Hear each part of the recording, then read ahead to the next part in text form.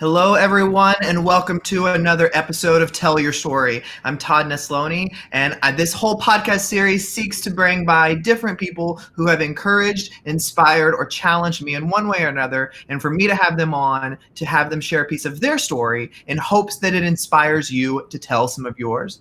I'm really excited to talk to my guest today, Jeremy Eddy. Jeremy, tell everybody kind of a little bit about you and who you are. So again, Todd, thank you so much for having me on. It's really an honor and a privilege. So a little bit about myself. I am an assistant principal out here in Jefferson County Public Schools, out here in Denver, Colorado, um, out here in a CTE school, career and technical education school. Very passionate about education. Outside of education, very passionate about equity and access of our students, and just really passionate about how do we bridge the gap with students. That can be students of color, but mainly just students in general. And in light of everything that's going on, what better platform to really share, how can we have those discussions on race relations and bridging the achievement gaps. So that's who I am. And again, I really appreciate you giving me the opportunity to share my story and really dig deep into kind of what we're doing here in Colorado. Well, Jeremy, I'm really excited to talk to you today. And I want to say, first of all, thank you for making the time to spend some time with me today. I know we're going to dive into some topics that are emotionally exhausting and that you've just been feeling a lot in your heart and head. And so I appreciate you diving into those today, because I feel like we're at a turning point right now. The more we can educate people about what's going on and that heart side of these are real people, these aren't just stories on the news that you're hearing about, I feel like that's where change can begin to come. So I'd love to kind of start with that. There's a lot going on in our country right now. We would be totally remiss to ignore everything going on. So talk to me first, before we even dive anything, what has been going through your head and your heart as we've seen things unfold across our country recently? Absolutely. So again, thank you for that question. Honestly, it's it's very emotional. It's very emotional, just across the nation. As we see the things that have been unfolding, it's emotional. Particularly for a black male. For a black male, I have emotions from anger, right, from hurt, and those are the type of emotions that I've been feeling.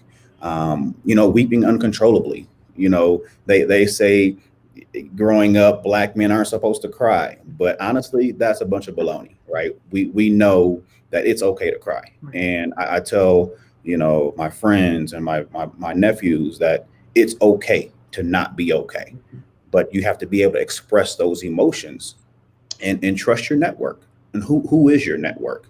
And I've started to really realize who my network is. And these events that have unfolded, they're unfortunate. Yeah. And like I said, my emotions have definitely dovetailed and to a point where I'm having to seek out emotional counsel, talking to my wife and talking to district leadership. And it has been very tough for me, very tough for me.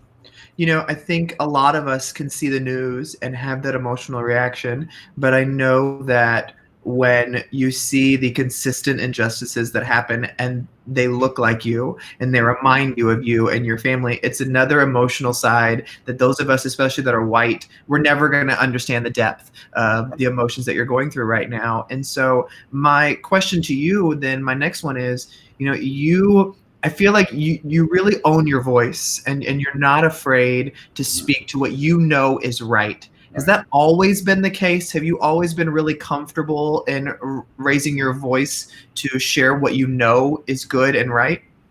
Honestly, I have not. And I have not been always comfortable with sharing what's right or what's in my heart. I had to really come into that because again, growing up, I was raised in a community that there was not many people that looked like me, right? And my parents always told me to kind of, walk and keep my head down, mind my business, and, no one's going to bother you. Right. And Mhm. for quite some years, I did just that. I didn't necessarily see, things like this. Obviously, there was on the news, but it didn't really quite, quote unquote, impact me to the point where Mhm. it's impacting me now. I wasn't a teacher. I didn't see these type of things. But as I began to grow, I said, you know what? I need to amplify my voice because this Yeah. is impacting my students that I teach. This is impacting, potentially my kids. I have three Black nephews, right? What am I going to tell them about why I'm not speaking up for them? Because again, they see the news. I have a 10-year-old nephew and he's saying, Uncle Jeremy, what's going on the news? And I need to be able to amplify my voice, Right. right? And if folks are not going to speak up, we need to say something. If not us, then who, right? Who's going to speak up for our students of color, Mhm. right? So I needed to learn how to amplify my voice, Well, and that is that. Well, Jeremy, as you get to that point and you begin to amplify what you know is right, what you know is it's best for kids, for all kids, I know at some points you've gotten the pushback and you've gotten ignorant comments or Yeah, responses. How do you keep that yeah, from you feeling like you have to silence yourself yeah, or yeah, to not come off as over aggressive where it's like now you're sending a whole nother like how do you balance it all? Because I can't even imagine, you know, you and I both have platforms. We both speak out about different things, and you get feedback that isn't always aligned with what you believe. And so I know that people are listening might be thinking, I've started to raise my voice or I want to, but that fear of that pushback, how do you handle that?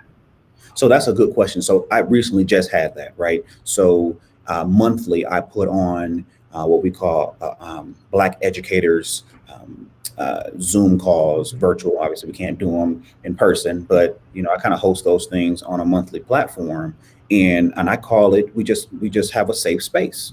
Somebody commented on my post and they said, "Well, you need to stop doing this because everyone needs a safe space." I said, "You're correct. However, in this day and age, what I'm looking to do is create a safe space for Black educators, given that we don't necessarily have safe spaces. Less than 2% of all educators or educators in America are black males. So I gave them some data points and they started to back off because if you give folks data, they're less likely to keep pushing Yeah. back. And they started to push back. They were like, oh, I really apologize. I really apologize. And they started to become an ally with me. So if you give folks data, then they're going to back off a little bit. Yeah, it's hard to argue with the data. If you're arguing with hard evidence Yeah, right there, you are just you're there's no getting through to you absolutely, at that point. Well, absolutely. Jeremy, one thing that I think is really eye-opening for a lot of especially white educators is to understand that the biases we were raised with and understanding that people of color were often have many different conversations with their parents as they're growing up and with their family members than people who are afforded privilege. Talk to me a little bit about what some of those conversations may have looked like, not only for you growing up, but maybe conversations you're having now with your nephews. Yeah. Yeah. I mean, honestly, given that I'm in Colorado and my nephews are in Michigan, those conversations when I go back home, kind of quarterly, I sit them down and I say, look, this is what's going on in the news. We as Black men, as a Black generation, this is not how it has to be, Yeah. right? We talk about race. We talk about, you know, taking your biases out of the picture, Mhm. because honestly, I'm a firm believer that racism and things like that is a learned behavior. Mhm. I firmly, and you can take it with a grain of salt or anything like that. I don't think you're born as a racist. I agree. However, I mean, I'm not I don't have any kind of degrees in race relations or anything like that. But those are the type of conversations that I have with my nephews. They're 10, 8, and 4. I don't have those conversations with a 4-year-old. However, we do different things and have different discussions like that. because again, my 10-year-old is getting ready to go to the sixth grade, and he is going to see different things that he may have not necessarily seen in his life, Yeah. but it is prevalent. It is prevalent where he lives, Right. and we have to be able to combat those conversations and be able to be real. You can no longer sweep these things under the rug. I am tired of not being able to have the tough conversations, and I say it. Mhm. It's less about a political conversation and having a real tough conversation with folks who can make the tough decisions, right? Yeah. And and I think for anybody listening today, it doesn't matter what race you are, having those conversations about race is important. Hmm. And I know like two friends of mine, Lanisha Tab and Naomi O'Brien, recently released an online how to talk about race with your kids. Yeah. So there are resources out there, but regardless of the age that your kids are, and how much you're showing them of the news or not, this is a reality of our world, and if we aren't talking about it and we aren't learning our way through it, we're it's never going to get better. Hmm. And so my question for you, Jeremy, is a lot of my viewership and listeners are educators, and Right. like you stated earlier, the percentage of those educators that are white are much higher than other races. And so for the people who are listening today who are white and who say, I want to do better, I want to be more of an ally, but I don't know how to do that well, Hmm. what advice would you have for those people? Yeah.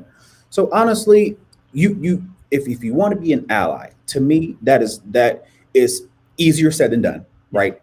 But you have to be intentional as it relates to being an ally. You know, some when folks you can't be silent, right? You can't be a silent ally, right? And when I say that, you folks that want to speak up, doggone it, speak up and tell your truth. Share your truth about what is taking place, because it's less about this is only impacting the black community or black lives, right? We understand Black Lives Matter, right? Everyone knows that. However, race impacts every single person in the world. Right. I promise you that. If you want to be an ally, speak up, have the conversation, and reach out to someone and say, you know what? I understand that this is impacting you. What can I do to support? Right? What can I do to support you in this fight? Go out to the polls, vote, right? Let's have a conversation about setting up a town hall to talk about race relations. Let's set up and talk about what's happening in schools. How does this impact culturally responsive teaching, responsive pedagogy, social emotional learning, trauma informed practices? Because this is going to impact our students when they return to school. Because again, students, staff, community, this is going to impact everyone when they return to our school setting. So if you want to be a ally, be an intentional ally. Don't come with me and say, well, I know how you're feeling, because honestly, you do not know how I'm feeling, if you're being honest. But come with me with tangible ideas as to how we can be in this fight together, because we've been dealing with it for over 400 years. Yeah. Right? We've been dealing with this emotion, this anger, and this rage, right? But we need to come up with some ideas as to how we can really do the work together. And I think what you said there was really powerful about, just educating yourself, but being prepared for when these kids will come back to school. Because, I think we already know there's going to be a lot of trauma coming back to school, just dealing with COVID-19. But Absolutely. even with COVID-19, when you look at the way it has disproportionately affected people of color, that right there is a whole mess of trauma that when you add in everything that's happening nationally, that we have to be prepared as educators. We can't just say we're going to come back and love on kids. No, you got to learn where they're coming from. You got to learn about their cultures. You got to be ready to have those conversations. And Jeremy, I saw a tweet from you this morning that just stopped me in my tracks, and you said, you know what? I can't remain silent when I feel like I have ideas on ways to continue moving this forward, and I'm going to speak tonight at our Board of Education meeting. So talk to me a little bit about when that really put itself on your heart, that was a step you knew you had to take. So honestly, that occurred on Tuesday morning. I was like, you know what? I know I'm an educator. right? No, I'm an educator. I'm a citizen. I pay taxes within this community. Right. Doggone it, I'm a stakeholder in education, and I'd be remiss in doing a disservice to my community. I'll be doing a disservice to my educator, my fellow educators, but most importantly, I'll be doing a disservice to my students of color, my educators of color. Doggone it, I'll be doing a disservice to all of the 86,000 students and 7,000 educators within our district if I didn't speak out, because I'm weeping, I'm emotional, I'm angry, and I'm hurt if I do not speak up to our Board of Education. It's less about me saying you didn't do this, you didn't do that, or you're doing this, but more so about me saying, hey, how can we, again, partner in this work and do what's best for all of our students, our staff, and our community, and really doing this work, because we have work to do. We have work to do. You know, and what I love what you just said about right there is that it's not about division. It's about how can we collaborate? How can we work together to bring about this change? Because I think, you know, as educators, what we know is systematic changes only happen when we all rise up together, when we all come to the table together. And, you know, Jeremy, one thing that was just a really pivotal moment in my career happened within the last 2 years as a school principal. I remember sitting down. We had created a committee at my school, a diversity committee that really just sought to dive into what are things that we're doing systematically or as a school that is not being reflective of the population that we're serving. How are we sending these microaggression moments, and how are we missing the mark in certain cultures? And I remember sitting in one of those meetings and just letting some of the women in there share their stories. And I mean, it broke me to hear some of the things that my friends of color deal with on a daily, just walking into Walmart or just driving down the street. And I think until you increase your circles, until you find people of color that are pouring into you and are friends that are you connecting with, until you make those stories personal, you can't say you love all kids. You can't say you love all adults, because you're not getting to know the stories. And so, Jeremy, I appreciate you and your work so much. And one question I want to wrap this conversation up with is, I always love to end these messages with, you know, I feel like there's things we hold really close to our heart, our beliefs, and who we are. So if there was only one thing people were to walk away with from this conversation today, what would your one thing be for them? My one thing is, you know, we have to be committed to this work, right? Be committed to this work. And it's less about being separated than being engaged and together, right? We are better together, right? We are better together. Well, Jeremy, like I said, you are an inspiration. You are a bright light on social media that I think is a much needed voice. And I'm very appreciative of you spending some time with me today, as I know that you are just emotionally spent. And so I know that your voice is important, though, and I know that this conversation is going to speak to people as much as it's spoken to me. So thank you for spending some time with me today.